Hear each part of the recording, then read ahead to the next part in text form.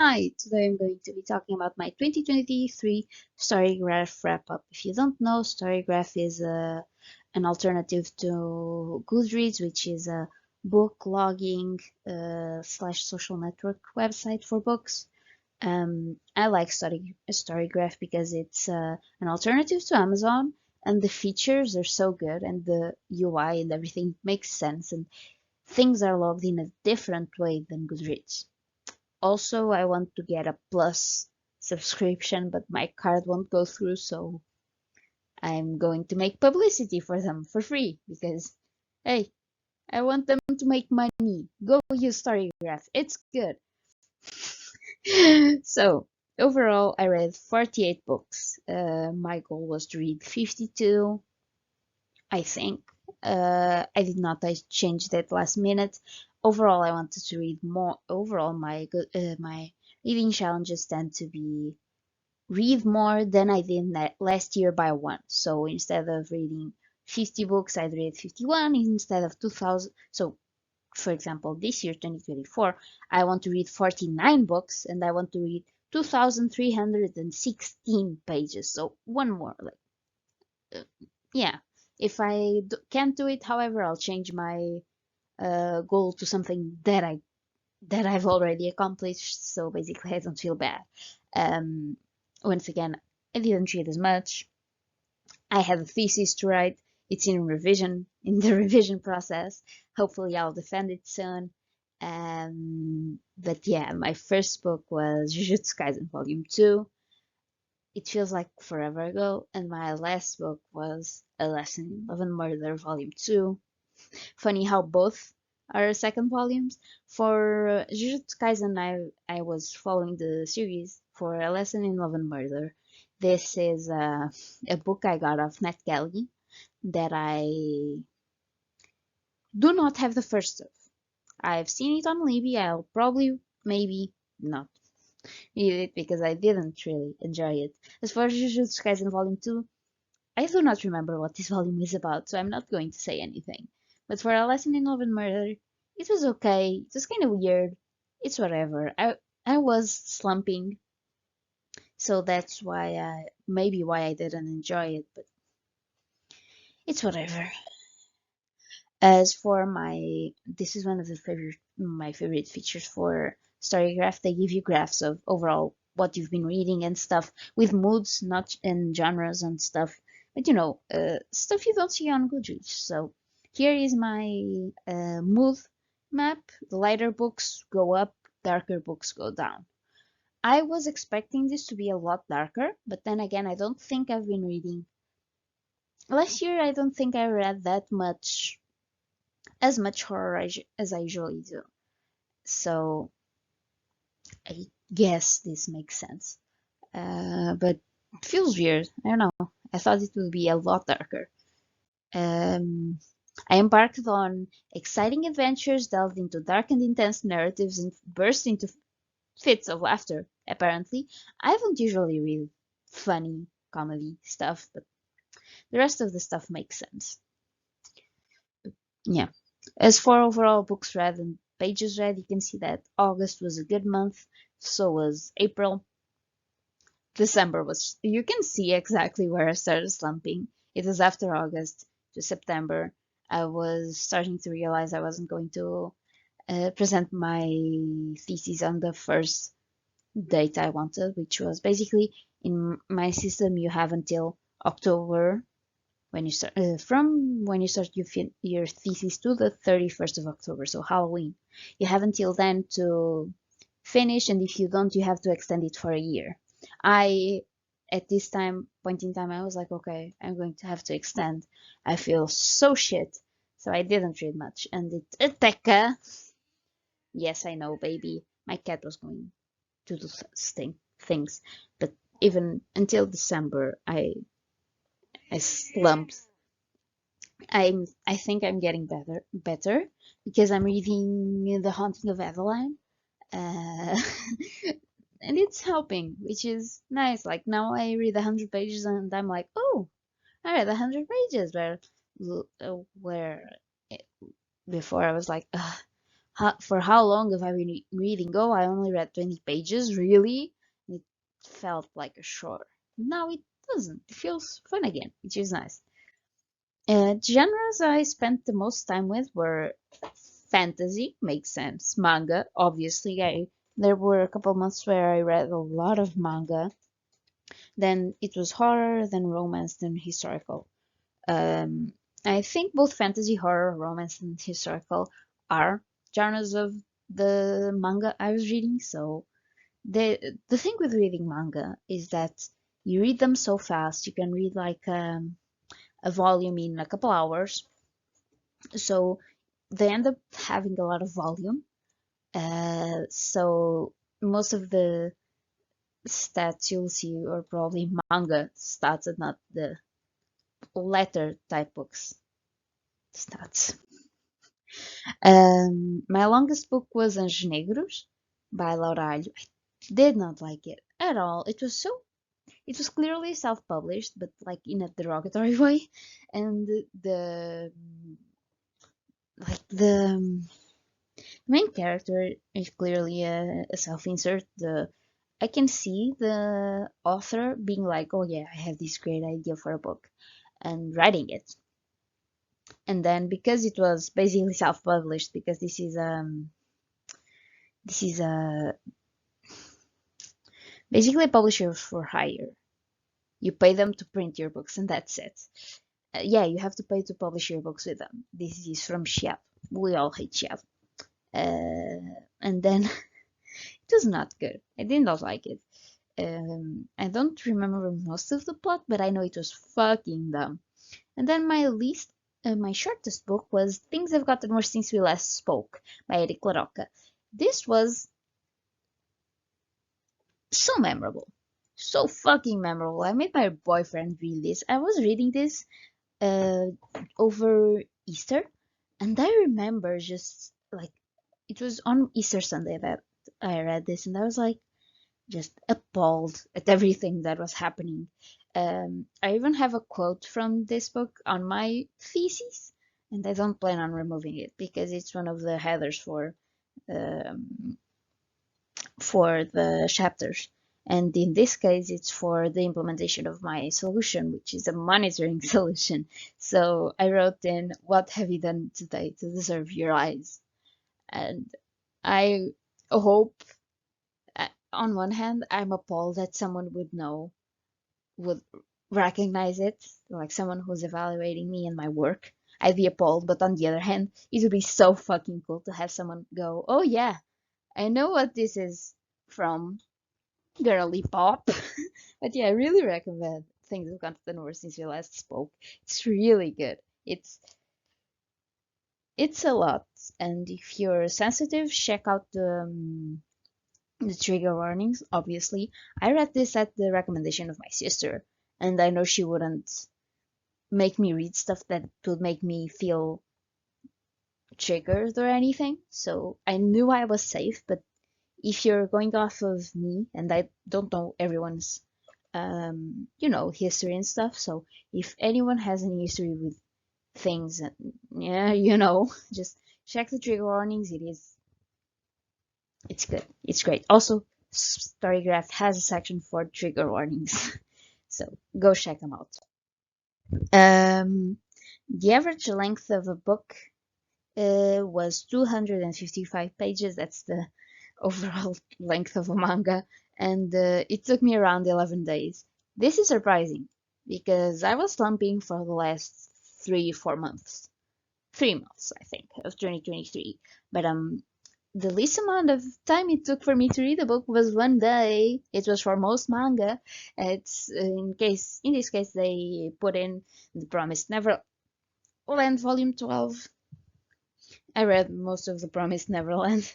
Read all of The Promised Neverland up until the 13th, I think, in 2023. So at least 13 books of the ones I read are manga. And the book it took me the longest was Kings of the Wild by Nicholas Eames. No, I'm not saying this slumped me, but I'm saying that I was slumping and I was in denial while reading this. This is a what 500-page book. It took me 92 fucking days. I was putting it off so much. I it was when I see this, when I see that it took me 92 days, so 3 months. Huh? Yeah, 3 months. I'm like, oh, I was slumping. Maybe that's why I didn't like enjoy the book, but also I don't feel like rereading it to see if that was a problem. It's not that special. But yeah, the authors I spent the most time with were all manga authors.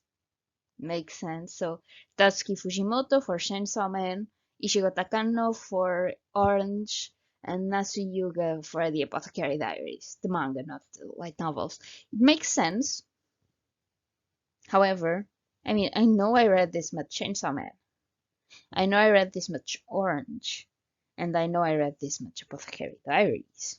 But I mean, did I not? I think I read The Promised Neverland in 2023. Did I also read in 2022? Maybe. But this much manga, I mean, that's the thing. If it were any different year, Stephen King would be on here. I think I read one single Stephen King book in 2023. That's why I felt like shit. That's why everything was wrong with my life, because I didn't read Stephen King. That makes more sense. My average rating was 3.95. On the one hand, you see the 3 and you go, oof, that's bad. But then you see the 95 and you go, that's not as bad, I guess. So it was almost a 4, which makes the year not that bad, I guess. But so yeah, most of the year, like you can see on my graph, there's like a single 2, a single 2.225, a single 2.5, a single 2.75, like 2 or 3, no, maybe 4 threes, some 3.5s, a lot of 4s, and some 5s. That's the thing though. I don't remember my reading necessarily being bad, but I don't remember it being good. And I didn't read a lot of 5 stars. And I wish I had, but I did not. And I bet most of these 5 stars are manga. I bet. Yeah, they're mostly manga. I have 3 orange volumes, so it's volume I 3, 4, and 5. I remember exactly where I was when I was reading 5. I was going to visit my boyfriend's parents. We were on the bus. I was sobbing because it was, fucking orange and fucking volume 5. Uh, but I like what they did. I also have In an Absent Dream by Sean McGuire. I quite like this.